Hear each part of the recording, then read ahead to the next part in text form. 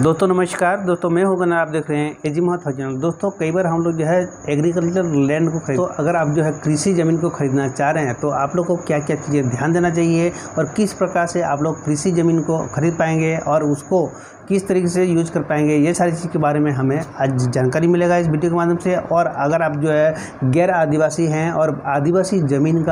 को खरीदना चाह रहे हैं, कृषि ज़मीन को खरीदते हैं, तो कृषि करने के लिए, चाष बास करने के लिए हम लोग ज़मीन खरीदते हैं एग्रीकल्चर लैंड। तो इसमें भी प्रोसेस अलग वो सेम वैसे ही होता है, लेकिन दोस्तों हम लोग ये देखना होता है कि अगर आप जो है एग्रीकल्चर लैंड खरीद रहे हैं तो उसमें आपको ये ध्यान देना होगा कि आप किस पर्पज़ से जो है उस ज़मीन को ले रहे हैं। क्या आप जो है एग्रीकल्चर लैंड में कुछ फैक्ट्री बैठाना चाह रहे हैं, या फिर जो कुछ कमर्शियल काम करना चाह रहे हैं, या कुछ भी XYZ कुछ भी कमर्शियल काम ले सकते हैं, छोटा मोटा उद्योग लगाना चाह रहे हैं, या फिर जो है आप ज़मीन को कृषि कार्य के लिए ले रहे हैं। तो कृषि कार्य के लिए अगर ले रहे हैं तो उसमें आपको ये भी देखना होगा कि आप वहाँ पर कौन सा अनाज उगाएं जिससे जो है आपको प्रॉफिटेबल हो सकता है, यानी कि सही अनाज निकले, वहाँ पे प्रॉफिटेबल बने, यानी कि अच्छी अनाज उत्पादन हो और आपका प्रॉफिट बढ़े। इस तरीके से जो है जगह को देखना चाहिए होता है और उसको किस बेस पे जो है आप लोग ले रहे हैं, कौन सा वहाँ पे खेती करेंगे तो आपको ज़्यादा बेनिफिट देगा, वो देखा जाता है। और मान लीजिए कि अगर उसी ज़मीन को अगर आप एग्रीकल्चर लैंड को ही आप कमर्शियल में परिवर्तित करना चाहते हैं, कुछ कमर्शियल के लिए लेना चाहते हैं, तो आपको ये भी देखना होगा कि रोड के लग के कितना दूरी के अंदर है,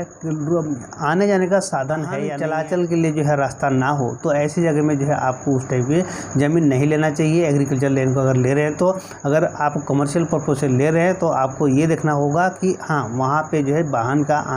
आगमन होना चाहिए, तब जाके उसको आप ले सकते हैं और वहाँ पे कुछ छोटा मोटा उद्योग लगाकर वहाँ से आप जो काफ़ी बड़ा बेनिफिट ले सकते हैं। क्योंकि हम जब ज़मीन जायदाद खरीदते हैं तो पहले क्या होगा कि एग्रीकल्चर लैंड में खरीदने से फ़ायदा आपको ये होगा कि एग्रीकल्चर लैंड यानी कि कृषि भूमि हमको सस्ता रेट में मिल जाता है और कमर्शियल ज़मीन को हम जो है ज़्यादा रेट में हमको ख़रीदना पड़ता है। तो इसलिए कई बार क्या होता है, लोग क्या करते हैं, कृषि भूमि को ज़मीन खरीद कर उसको क्या करते हैं, उसको डाइवर्टेड कराकर, उसको डाइवर्सन शाखा में जाकर डाइवर्टेड कराकर उसमें जो है कमर्शियल प्लॉट यूज करते हैं, यानी कमर्शियल काम में लगाते हैं, यानी कि कोई ना कोई छोटा मोटा उद्योग लगाते हैं जिससे उनको बेनिफिट मिलता है। लेकिन लगाने से पहले आपको ये देखना होगा कि रास्ता को सही देखना चाहिए, उस रास्ते में आना जाना सही है या नहीं है, उस चीज़ को देखना काफ़ी बड़ा महत्वपूर्ण चीज़ें होती है। बहुत सारी चीज़ें दोस्तों इस चीज़ का ध्यान में रखना होता है। ज़मीन है और सस्ते रेट में आपने खरीद लिया,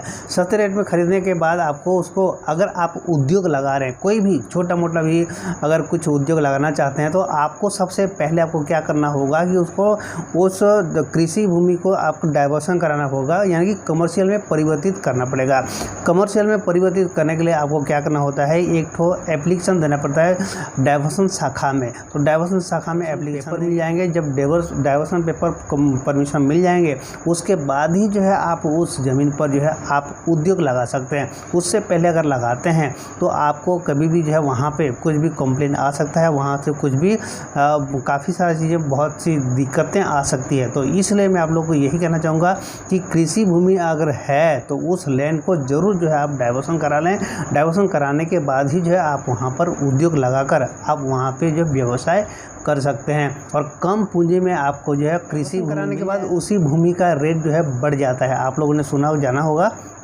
कि डाइवर्सन हो जाने के बाद जो है उसका वैल्यू कमर्शियल में परिवर्तित होने के बाद उस ज़मीन का रेट ज़्यादा हो जाता है, वैल्यू बढ़ जाती है। तो उस समय तो ऐसे जो अगर आपको कम पूंजी में ज़मीन खरीदना है तो आपको क्या करना होगा कि ऐसे ही कृषि भूमि को खरीद कर आपको उसको डाइवर्सन करा के आप उसको कमर्शियल में परिवर्तित करके आप वहाँ पे छोटा मोटा उद्योग लगाकर आप अपने ग्रोथ को बढ़ा सकते हैं। और अगर मान लीजिए कि आप कृषि ही करना चाहते हैं, उस कृषि भूमि को खरीदकर कृषि करना चाहते हैं, तो कृषि अगर जब कर रहे हैं तो आपको जानना ज़रूरी होगा कि कौन सा अनाज यहाँ पे पैदावार सही होगा, उसको जानना ज़रूरी होता है। उसकी वहाँ का मिट्टी को आपको देखना होगा कितना उर्वरक है, कौन सा जो है यहाँ पे खाद डालेंगे तो कौन सा सही आएगा। तो वो सारी चीज़ें अनाज देखने के बाद आप वहाँ पे यूज कर सकते हैं। और अगर आप सिंचित करना चाहते हैं, जल सेचन की सुविधा करना चाहते हैं, तो आपको क्या होगा उस जल सेचन भी आप गवर्नमेंट के माध्यम से कुछ जो है वहाँ पे बोरिंग का पानी जल का व्यवस्था होते हैं, तो वहाँ से जो है आपको कुछ सब्सिडी मिल जाते हैं। तो सब्सिडी लेकर भी जो है आप वहाँ से खेती किसानी करके अच्छा खासा मुनाफा ले सकते हैं। खास करके ज़्यादातर क्या होगा कि आपको अगर साग सब्जी में अगर आप ज़्यादा रुचि रखते हैं तो साग सब्जी उगा कर आप जो है काफ़ी बढ़िया मुनाफा ले सकते हैं। इस तरीके से आप जो है कृषि ज़मीन खरीद सकते हैं। और दोस्तों कृषि ज़मीन खरीदने का प्रोसेस रजिस्टर ऑफिस में जाकर आप रजिस्ट्री कराएंगे, जैसे आपका आधार कार्ड और पैन कार्ड ये सारी चीज़ देकर लगता है, और 2 गाँवों के बीच रजिस्ट्री होता है। किस तरीके से रजिस्ट्री होता है वो सारी चीज़ मैंने ऑलरेडी पहले ही प्रोसेस बता चुका हूँ। लेकिन दोस्तों मैं आप लोगों को बता दूँ, एक चीज़ ध्यान देने वाली चीज़ है, अगर आप जो है आप गैर आदिवासी हैं और आदिवासी ज़मीन को अगर ख़रीदना चाहते हैं तो उस जगह पे जो है आपको दिक्कतें हो जाती है। तो उस जगह में क्या साहब जो होते हैं उनसे जो आपको परमिशन लेना होगा आदिवासी ज़मीन को ख़रीदने के लिए। और गैर आदिवासी व्यक्ति आदिवासी ज़मीन को खरीद नहीं सकता है, लेकिन आदिवासी